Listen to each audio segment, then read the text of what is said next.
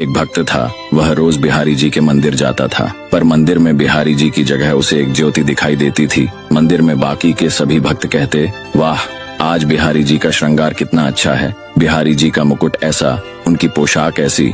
तो वह भक्त सोचता, बिहारी जी सबको दर्शन देते हैं, पर मुझे क्यों केवल एक ज्योति दिखाई देती है। हर दिन ऐसा होता। एक दिन बिहारी जी से बोला, ऐसी क्या बात है कि आप सबको तो दर्शन देते हैं पर मुझे दिखाई नहीं देते, कल आपको मुझे दर्शन देना ही पड़ेगा।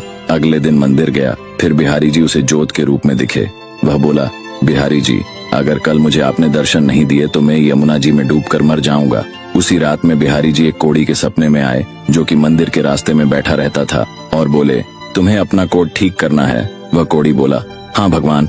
भगवान बोले, तो सुबह मंदिर के रास्ते से एक भक्त निकलेगा, तुम उसके चरण पकड़ लेना और तब तक मत छोड़ना जब तक वह ये न कह दे कि बिहारी जी तुम्हारा कोट ठीक करे। अगले दिन वह कोढ़ी रास्ते में बैठ गया।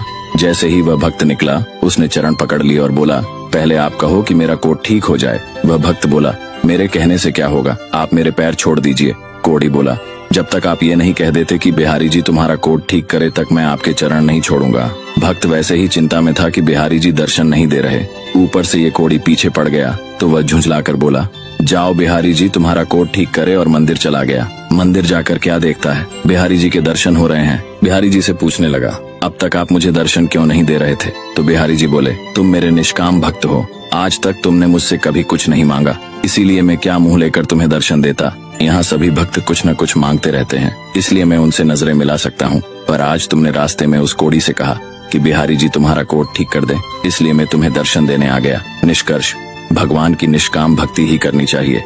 भगवान की भक्ति करके यदि संसार के ही भोग सुख ही मांगे तो फिर वह भक्ति नहीं, वह तो सौदेबाजी है।